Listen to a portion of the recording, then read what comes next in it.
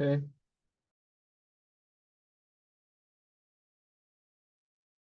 Hey Lucas, how you doing? Quite good. And how about you? Thank you. You can be my guinea pig. Can you double check that this link works? Sure. Both of you can be my guinea pigs. Hi, Conrad. Okay. The West Coast is always tough. Yeah. Okay, I see at least one person in here. Yeah, it works. Okay, It's great. fine.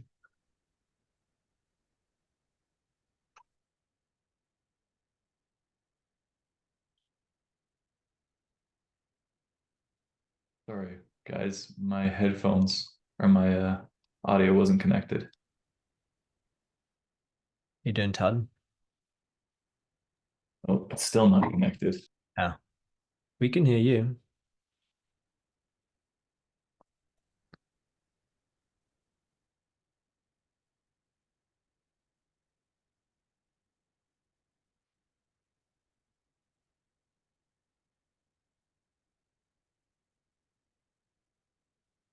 Hey everyone. Morning. Morning. Hey, Hello. Mike, can I ask you a Hey. favor in What's up? front? Can I ask you a favor in front of everyone so you can't say no? If Uh, I should have asked you ahead of time. If so, if anyone has a problem with getting access to the Miro board we're using, can I uh-huh. volunteer you to be a kind of like a scribe for them and just take notes on their behalf? Normally, there's like Sure. one or two people that, for whatever reason, have technical. Yep, no problem at all. I also noticed in our meeting invite, we also have a Google Meet link. So I hope people haven't been clicking on that one. That's concerning. So at any rate, You think this whole time there's been two meetings going on? It's that like would be a bummer. All right, let the me whole pull up our notes then.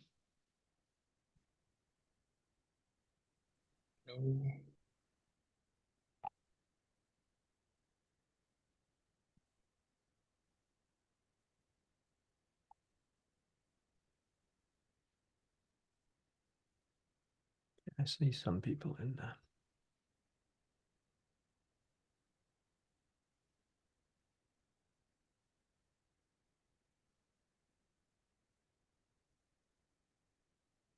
Actually, before we start, Andre here, a quick question, Mike, for you.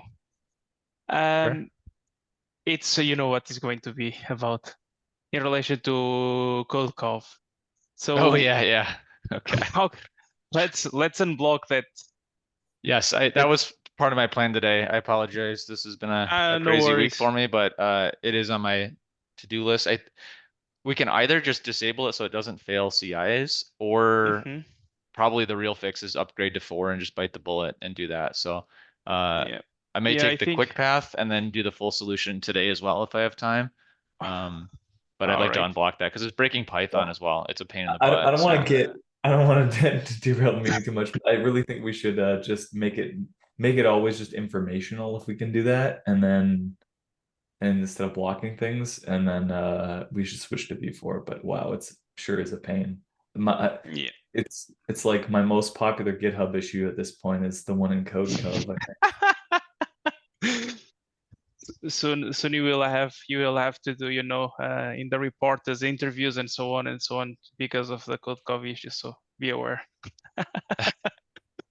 yeah, so I'll take care of that. I apologize. It's something that definitely on my to-do list. It's No, it's grand. It's grand. No, I just asked because I have a couple of PRs, and of course the code cov is very useful because I like to see which lines are not covered. Because for example, at this stage at the .NET SDK we have like over 90% code coverage, which is very good. mhm. And as for example, there are scenarios where that's a pain. For example, the PR that I merged a couple of days ago in relation to the nullables. But for the rest, for the small new features, it's quite handy to have at least one coverage report tool. So yeah, Okay, no Yep. further question. All right, perfect. Okay. Thanks. I'm gonna get us moving. So there's a link to this Miro in the chat. I will post it for the third time or fourth time again.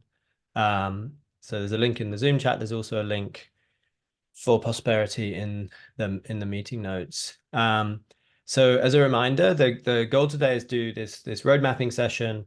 And the goal for this road mapping session is basically to get input from the community on kind of like what's been working with OpenFeature, what hasn't, where we want to go in the future, and kind of basically get some input from the community that we can use as the GC to kind of like help identify kind of things that everyone wants to get done, or things that everyone wants to avoid, or things that everyone wants to fix, things that everyone wants to keep doing, that kind of stuff.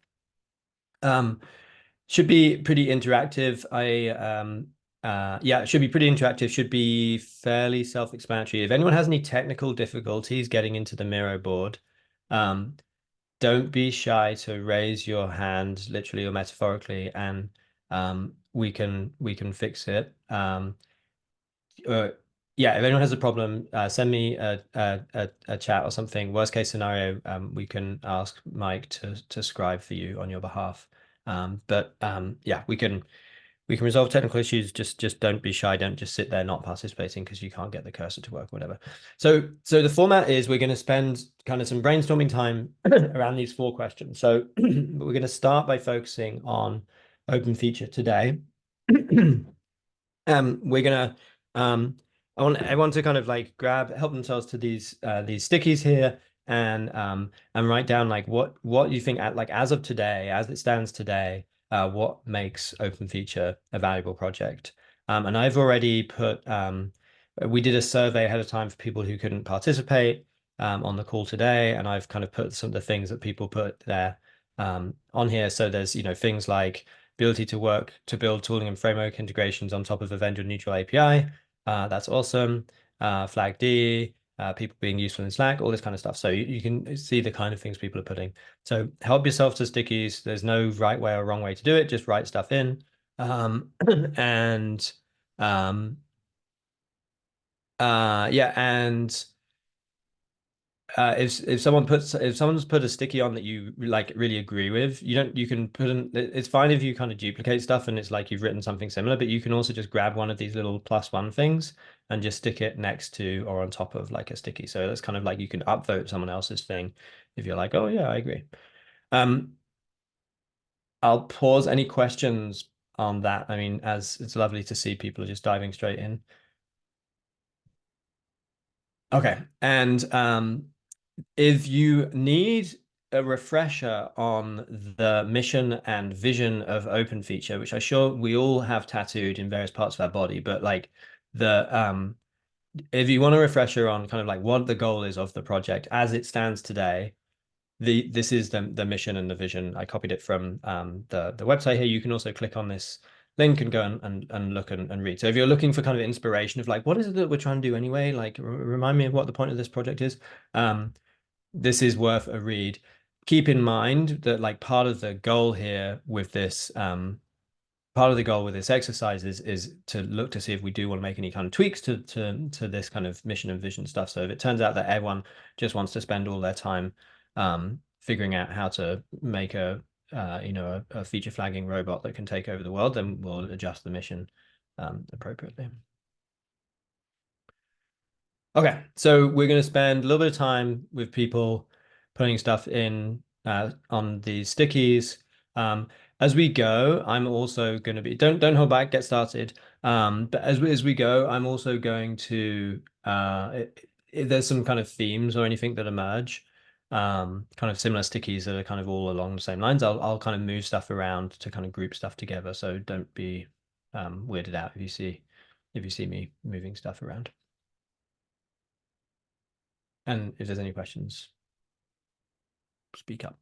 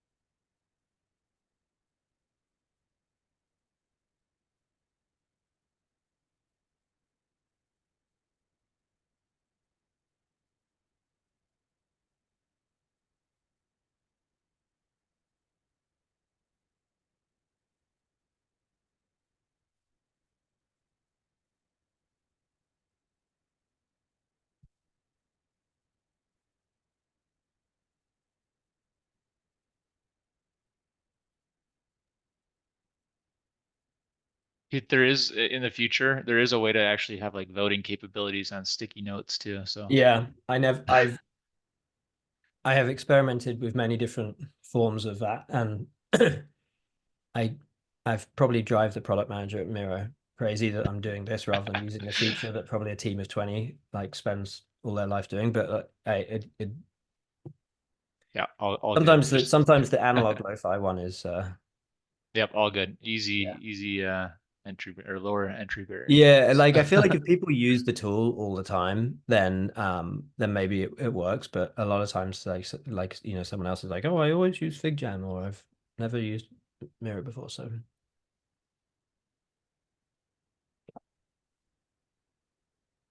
Okay, so we can keep going for a little bit. See if there's stuff that's more stuff that comes up in this first area. And I'm kind of like doing a little bit of clustering and moving stuff around. Yeah.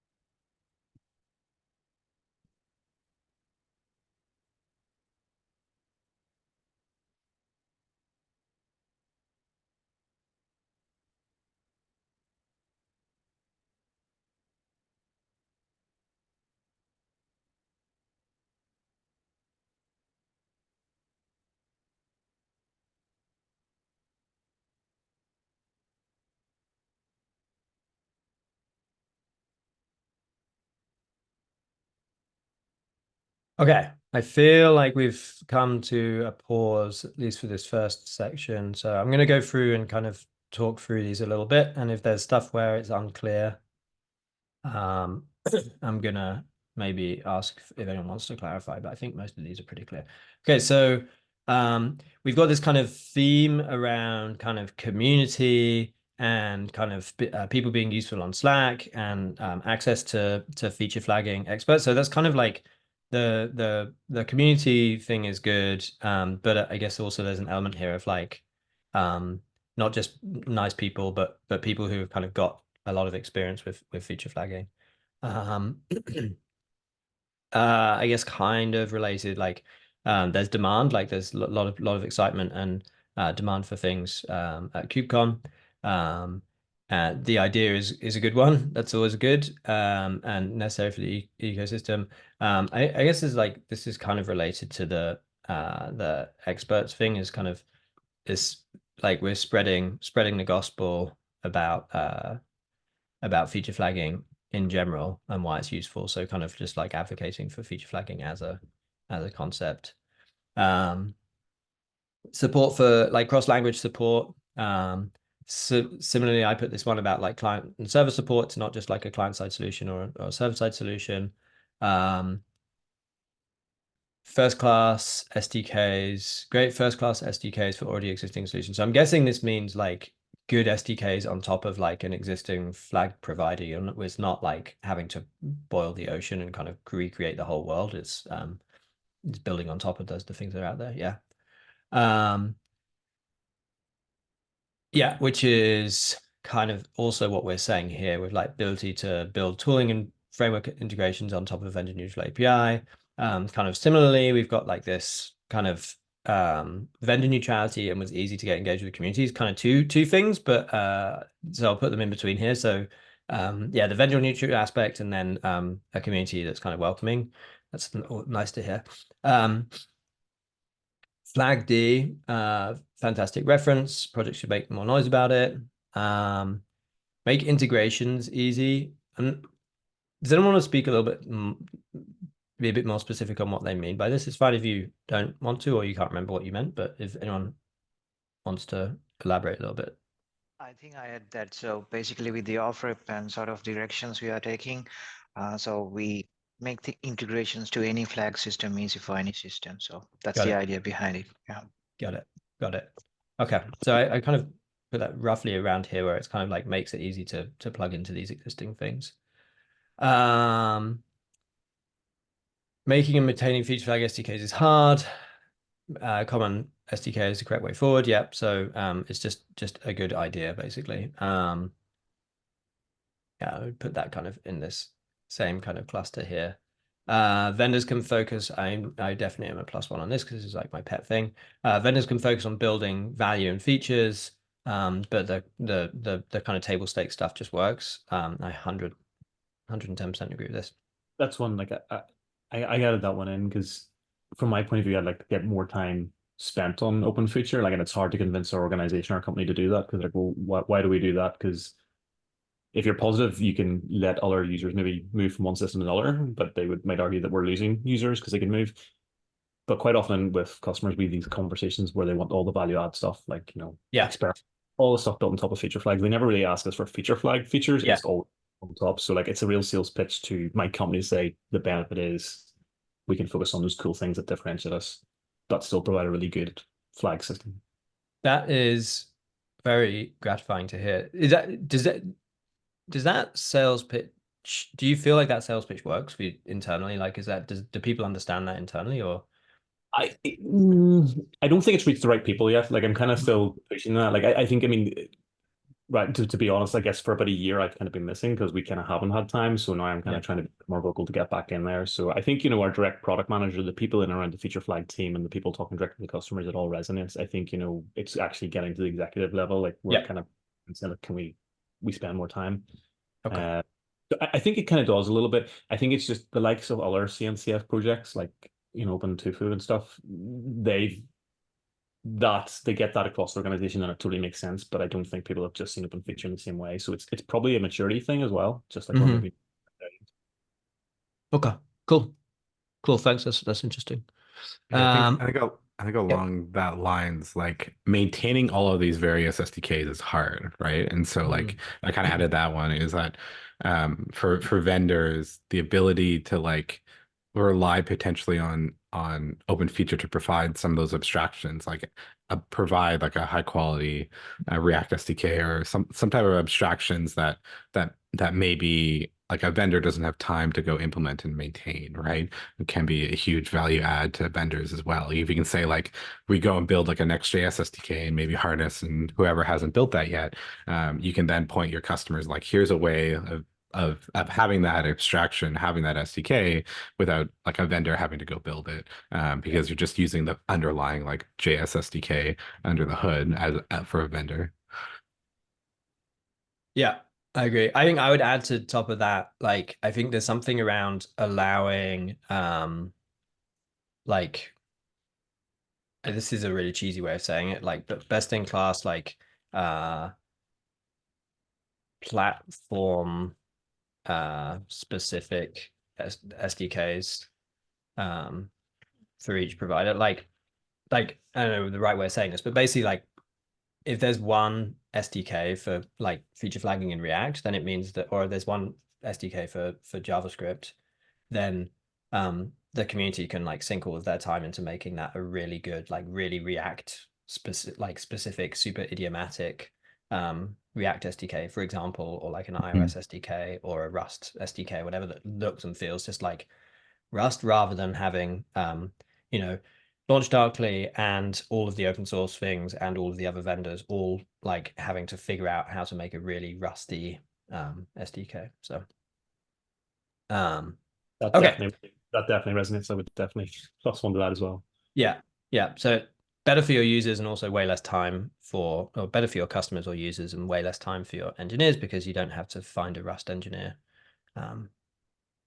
Every vendor doesn't have to find a Rust engineer. Okay. I'm going to move us on. And some people have already dived in here. On the flip side, when we think about OpenFeature today, what stops it from being more valuable? So this is kind of like the inverse of that other question of like, what is it that's stopping it being valuable today? Either things that we're doing that we shouldn't be doing, things that we're not doing that we should be doing, aspects of the community that are holding us back, skills that we're missing, any or all of the above. So again, dive in, and we'll spend a little bit of time with this and then do some review.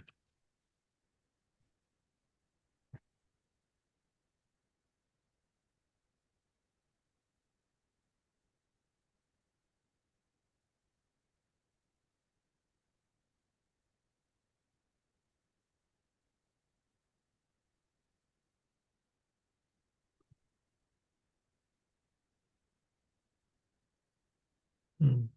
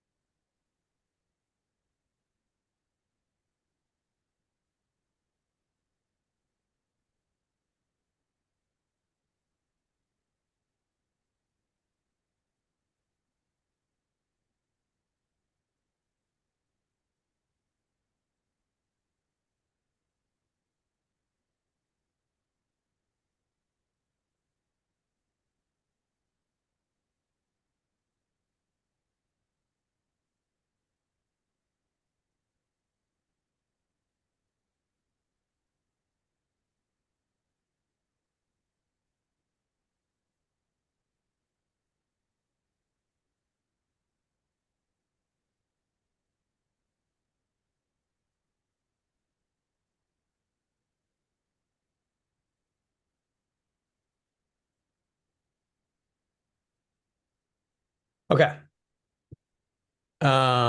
This is great. There's some like clear kind of themes here, which is really, really good to see. Okay, so I would say there's kind of a theme here around kind of like advocacy and marketing kind of stuff. So like most developers have never heard of OpenFeature, need to reach, yeah. So there's a general kind of like, people need to be aware of the project and that there's a solution to the problem that they have. There's a big cluster here around too much of a focus on kind of like SRE type things. So advocacy has been focused on SRE, so CNCF. CNCF tends to focus on non-dev personas. We should pitch more into the dev community. We need to reach application development engineers, not SREs. So I mean, this is super interesting. There's like a super clear theme here. I think part of it is a natural outcome of the fact that we grew up under the auspices of CNCF, which obviously has more of an SRE focus. But yeah, that's very interesting that so many people put this in here. And kind of relatedly, yeah, so there's like most developers not heard of OpenFeature, and then there's kind of like just like most developers haven't heard of feature flags. Like so just in general advocacy around the concept of feature flags, not even just in the context of OpenFeature. So that's interesting. There's a little theme here around like just needing more devs, more contributors. I think I kind of cluster these two together because it's like I think we need more developers for the various languages, and then most SDKs are still very young and need maturing. I mean, I think obviously if you have more devs, then you can mature these more. So I think there's just kind of like just a need for more engineers contributing to the project. Yeah, and kind of like spanning these two, I guess, is like I'd like my organization to make a contribution so we could, do more on the contribution side, but we don't have quite the same pull as our CNCF projects. So kind of like maybe because we're not quite so big and well known, it's harder to kind of advocate internally to get contributors. This is very interesting to see.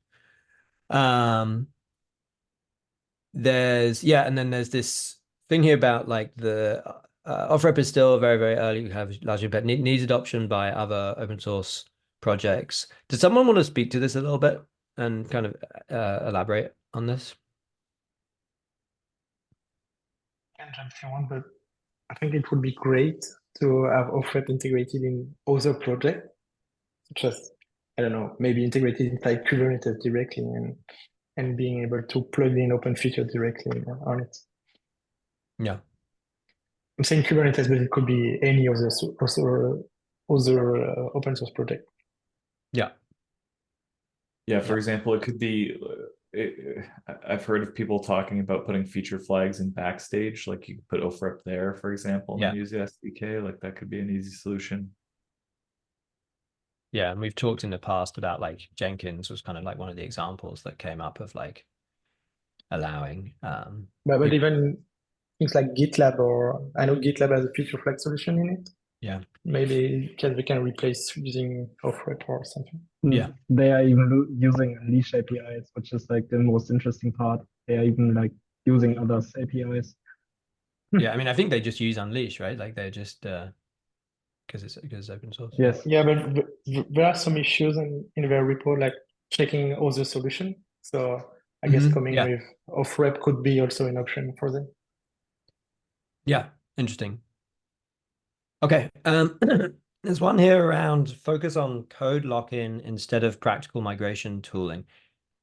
I'm not sure I get this one. Can someone explain? I'm in the middle of actually drafting a blog post around this idea because I hoping to get some more eyeballs on it, and I ran it by Todd and Mike.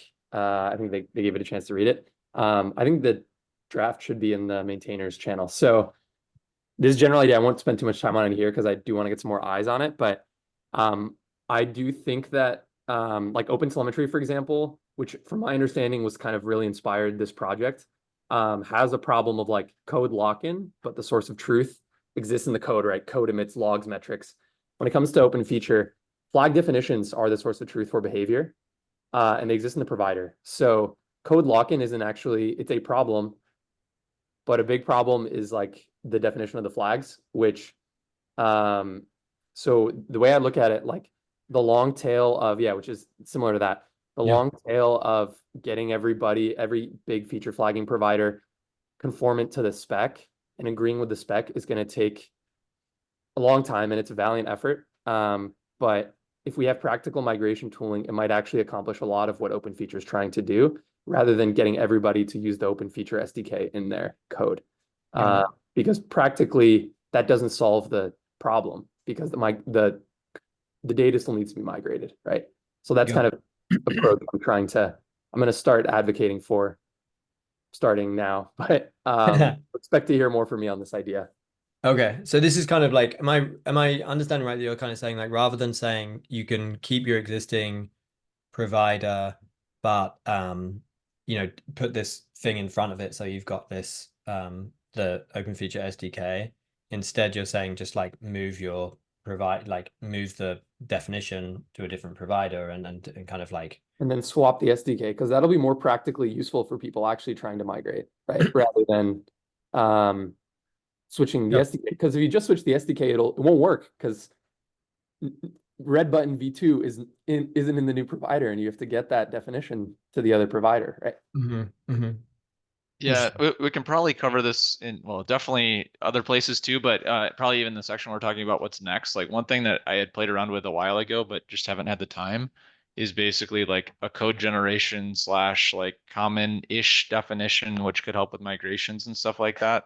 It's just a lot of effort. So if we have people interested in the engineering side of things, like I think we have opportunities. So we can, yeah, we'll probably cover it later in this session, but we can also take it offline too. Okay, well, let's hold that for if we get to it. Yeah. Okay. Okay. Vendor adoption. Vendors still need to implement providers for each language they support. Yeah, I agree. This is like, I don't know what this necessary. I mean, there's solutions to this, but yeah, I think this is definitely a challenge today. We're not totally delivering on the dream of, like, you know, it's way less work. To the point that Dave was making earlier around kind of like advocating for this inside of a vendor org. Having a feature flag, largest companies need to conform to the vendor neutral spec rather than more iterative steps. I think I understand the first part of here, but and what is the more what's an example there of like more iterative steps? I think that was I wrote this too. This is what Mike just said. Like if you expect launch darkly split statsig, which I don't think they're in this room, but from my understanding, they don't expose like OpenFeature SDKs like by default. Some people have maybe written them, but if expecting them to move over fully to putting that in front of their, like, in their product, I think is a really big ask. So if we can instead focus on more iterative steps, like I forget what you said, Mike, but you were saying something around a less totalitarian, that's a not good phrase, but like a less fully functional spec, and said something that covers less things, but maybe is more practical. That's kind of what I'm trying to look for here. Like more like a lowest common denominator kind of thing. Yeah, rather than covering every corner, because that's going to be not impossible. It's going to be really, really hard, right? Yeah. Interesting. Okay. Well, lots of food for thought. I definitely want to keep us not diving into things, because it'll, you know, but this is great for surfacing stuff that we can kind of dig into more in the future. Okay. I will keep us moving. We already talked about this stuff. Mobile seems super important for feature flagging. Hard to track our usage here. Yep, I agree. We haven't put a ton of energy into mobile, in my opinion, and it's also hard to know how much it's needed or how much people are using it. Lack of rudimentary analytics eventing. I think that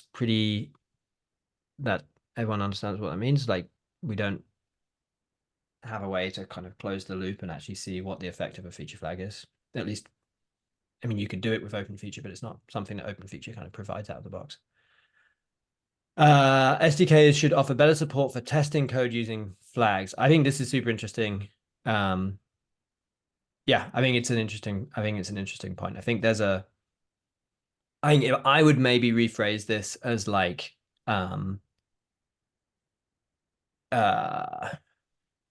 OpenFeature needs to do more to support testing with flags. Like I think more broadly, like there's a lot of stuff we can do around kind of documentation and tutorials and best practices and stuff like that. Because I think a lot of times the SDK has what you need. It's just that people don't know how to do.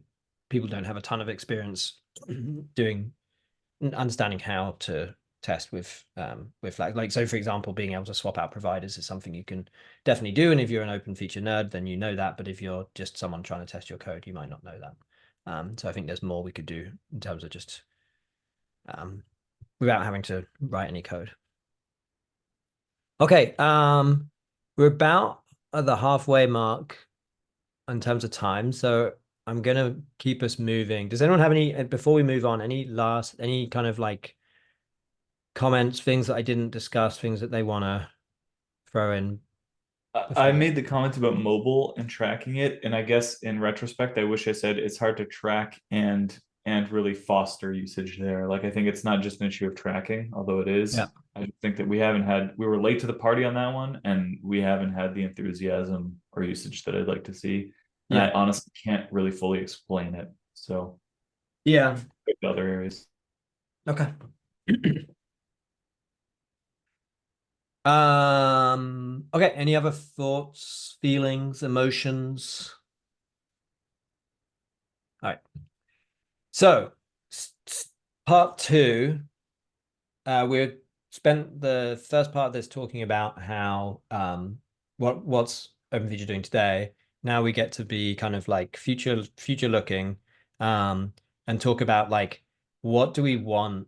What does success look like? What do you like imagine in a year's time if everyone's talking about how far OpenFeature has come and adoption has skyrocketed, et cetera, et cetera. What has happened that's made that happen? So this can either be just like really just like kind of a visioning thing of, like there's a bazillion downloads and, there's an article in the New York Times about OpenFeature, et cetera, et cetera. But it can also be like practically like what's the thing that's in OpenFeature that's contributed to that success. So kind of a future perspective type thing of like what's happened that's made that success possible. So both of these are valid, like metrics that we're driving towards, but also kind of actually concrete aspects.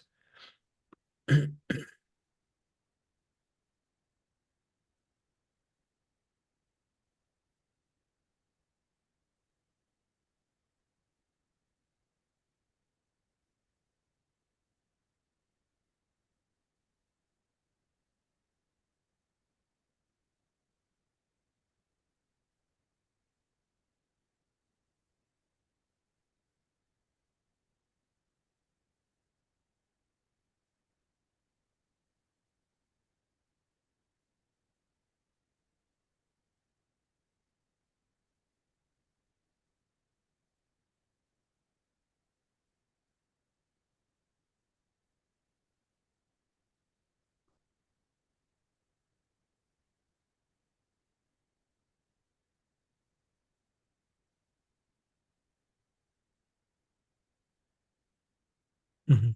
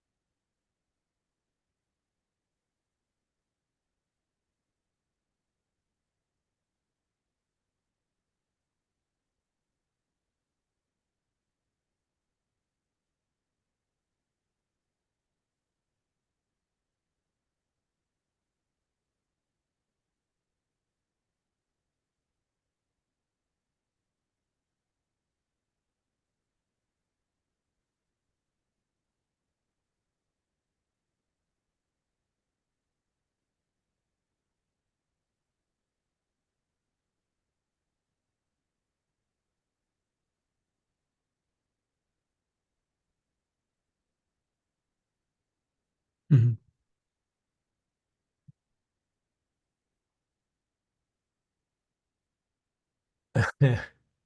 Undisputed thought leader.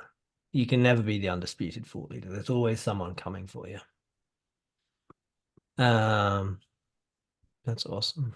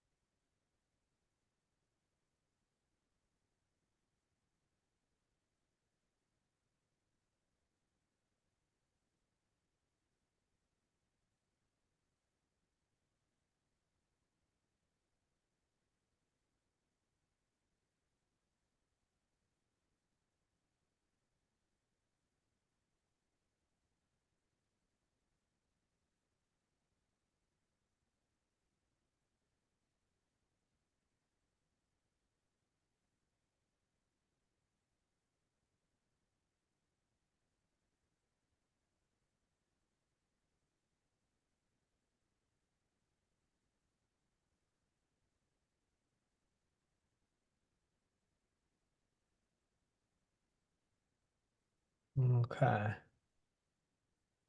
It's slowing down a little bit. Give us a little bit of extra time, and then we can start digging into these.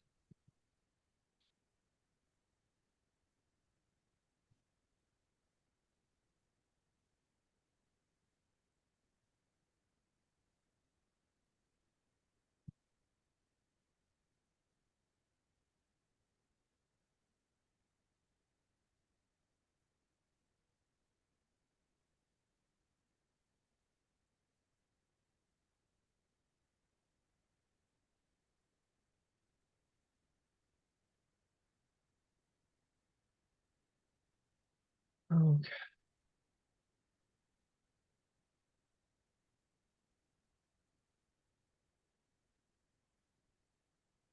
All right. So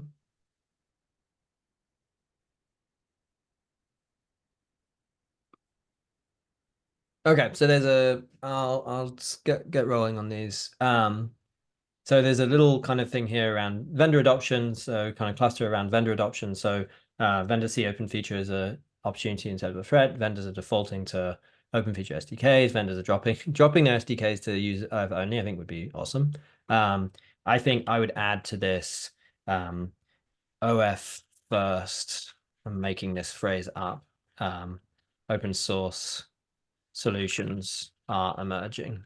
So like open source tools that just by default are just like, oh, I don't need to build an SDK. I don't need to think about what the API looks like. I'll use the off-rep and I'll use like the OpenFeature SDK so I can like innovate elsewhere. So I think, yeah, that's great. There's this kind of cluster around open source adoption. So languages and frameworks are adopting and including OpenFeature natively.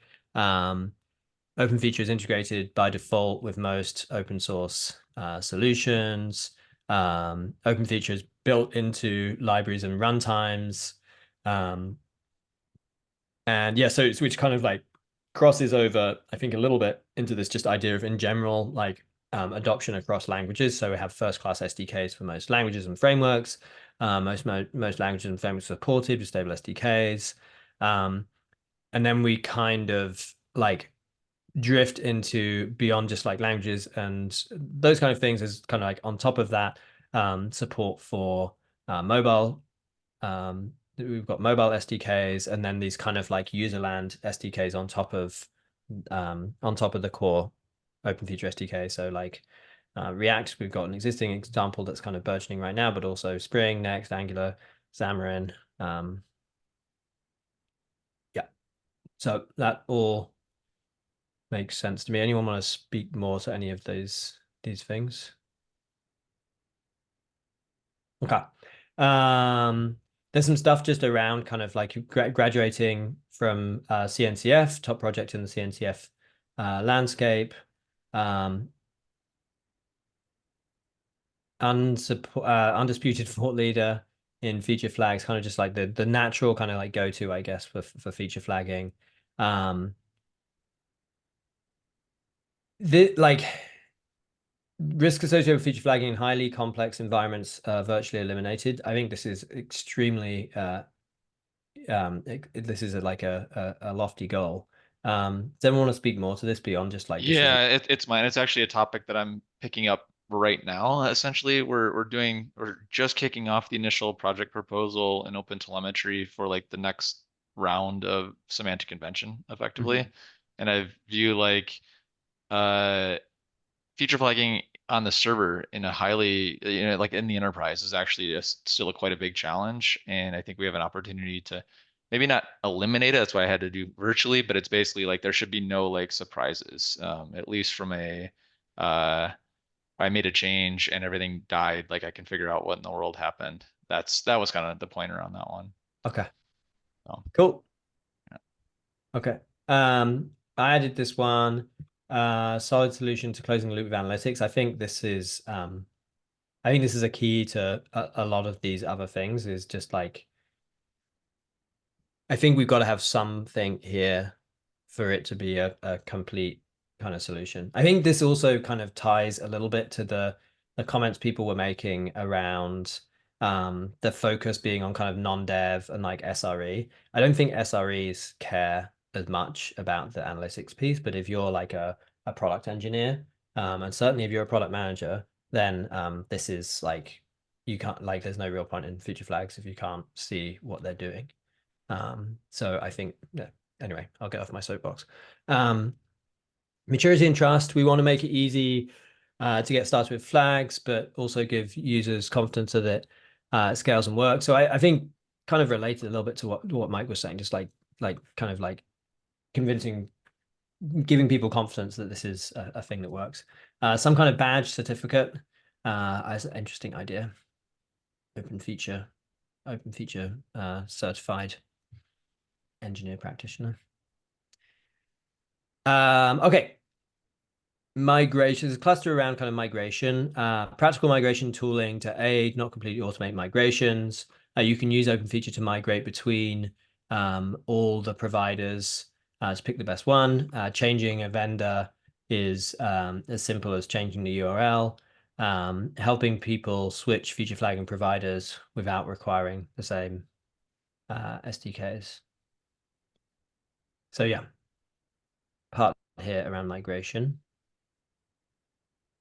There's this kind of general theme around just kind of community adoption. Lots of people are downloading it. Enterprises are talking about how much they're using it. It's baked into IDEs. It's just kind of present in the community in the same way as when I think this is a really good just kind of summary of like what we're talking about. It's like, and I know we lean on OpenTelemetry a lot as a kind of as a metaphor for OpenFeature, but the idea of like, if you're doing feature flagging, your first kind of default is to use OpenFeature in the same way as if you're getting started with kind of observability today. OpenTelemetry is pretty much where you start. Graduating from the CNCF, top project in the CNCF landscape. I moved these guys over here. This is not entirely community adoption, but I guess kind of like contributor support, like sustainable contributors. We've got enough contributors that we can kind of keep it going. And yeah, more talks, demos about OpenFeature and more conferences. Yep, I think that's goes back to the kind of the point that people were making earlier around kind of, we need more advocacy and more kind of awareness of OpenFeature, awareness of feature flagging in general. We have native support in code lifecycle, which I guess kind of comes to the IDE thing, and the obvious choice on par with CI/CD or unit testing. Cool. I think, did I get everything? I think I got everything. Anyone want to make any comments on any of that stuff? It's just that it's not surprising, but the library and runtime stuff it's quite cool to see the enthusiasm there. And it's something that maybe we should try to leverage even harder. I think going in as like something backed by a foundation like CNCF and Linux Foundation, it does give you a little bit of extra push in that regard. So, Yeah, I agree. sorry, I cut someone else off, I think. So go ahead, please. Go ahead. I see lots of about adoption and also reliability topics here. So that's pretty interesting. I don't see much about experimentation, A/B testing, or things like that. Yeah.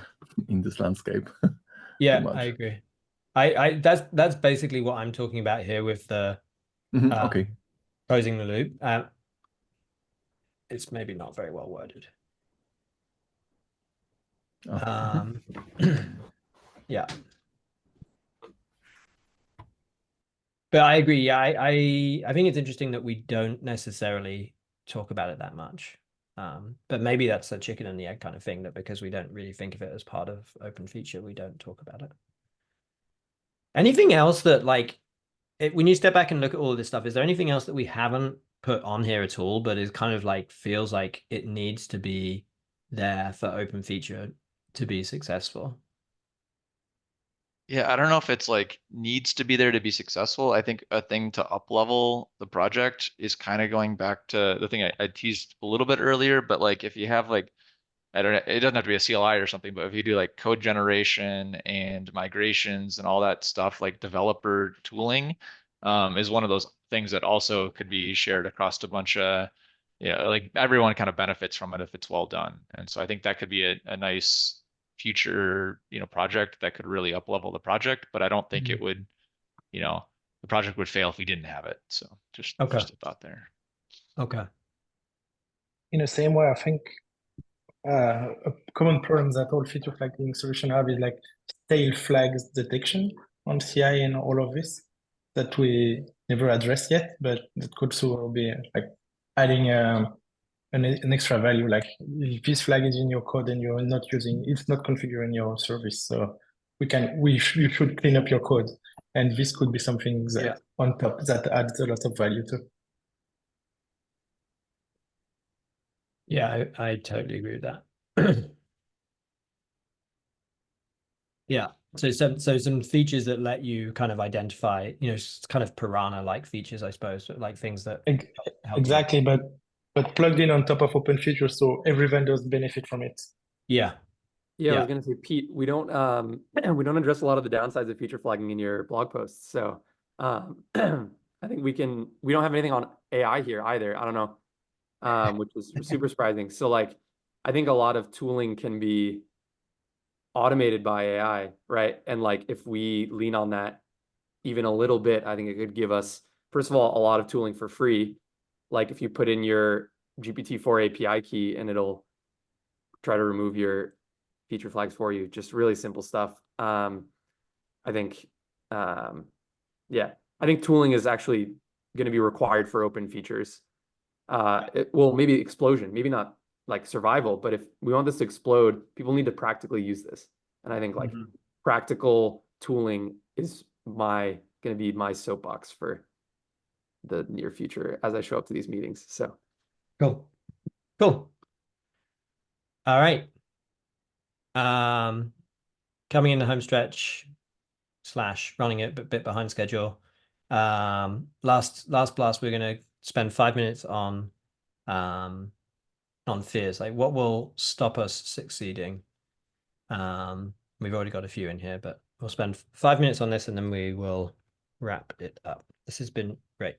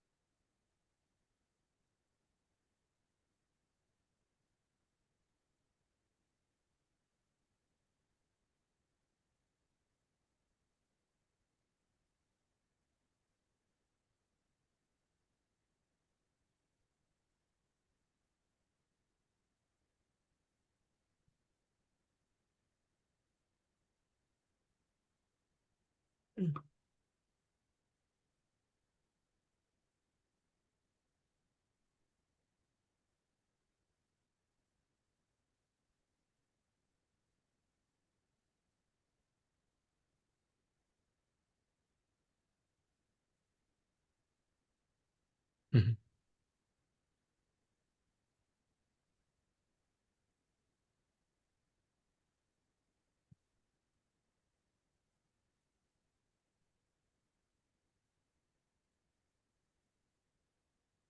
Okay. I'm gonna start talking because we're gonna run out of time. So there's a big cluster around, I kind of call it vendor threat. That's maybe a little bit melodramatic, but like we need to get adoption from the big vendors. The flip side is maybe a vendor decides they want to kind of like block a standardization effort or kind of don't want to kind of play nicely there.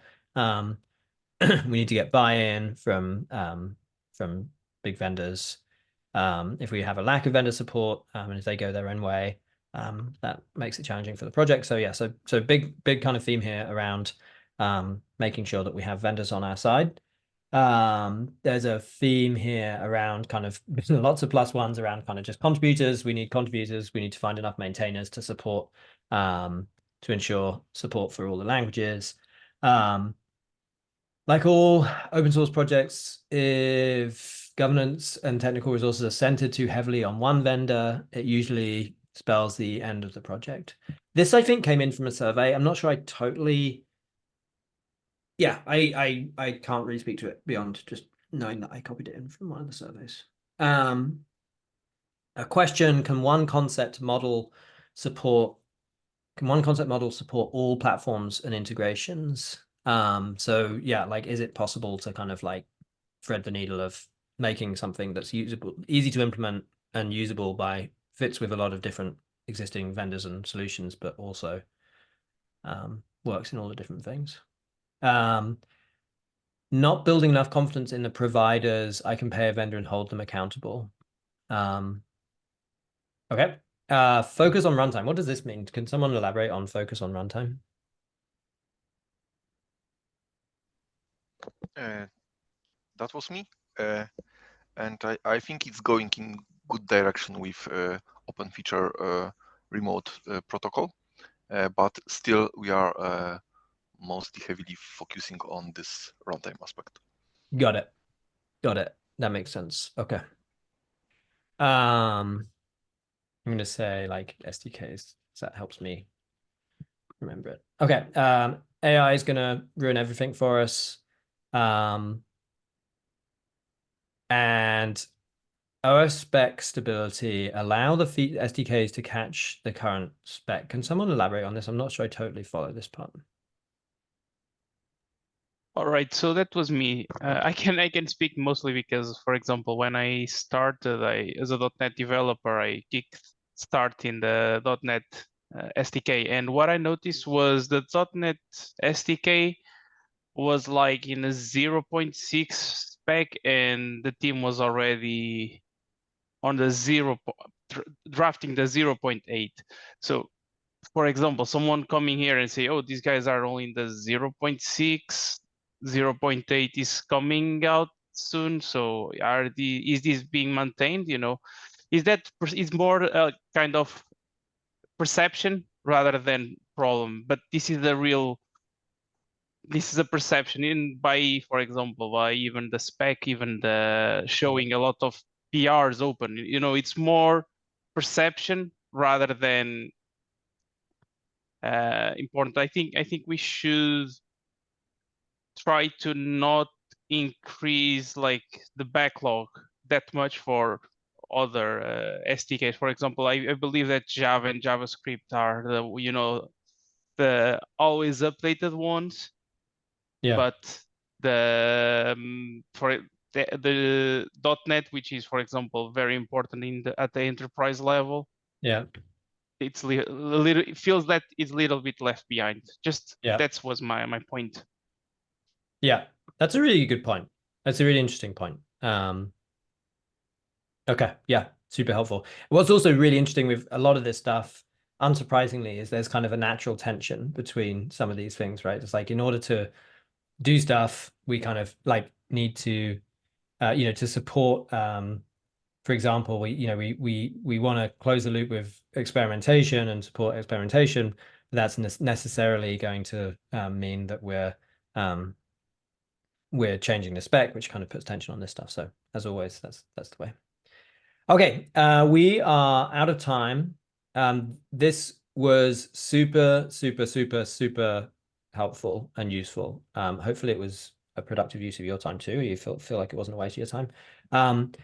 Next steps for us in the governance board, we're going to take this away, cogitate on it, and kind of like summarize it and come back with some feedback. And I think also write a blog post and talk more about the process, and look forward to, in a future community meeting, kind of a little playback. If you've got any feedback or if you've got any questions, follow-up questions, feel free to ping me or just put them in the OpenFeature channel. If you've got any feedback on this workshop and things that you would prefer to have been different, I would love that feedback. It's always helpful for me to get better at this stuff. So yeah, don't be shy to share the feedback and don't be shy to ask questions in the OpenFeature Slack. Yeah, thanks, Pete. I also took some notes too if people want to review, but awesome. Thanks for your time and great job, Pete. Yeah, and there's a video as well if people want to go back and remind themselves as to what the heck we were talking about. All right. Have a nice day. Thanks, everyone. Thank you. Thank Bye. you.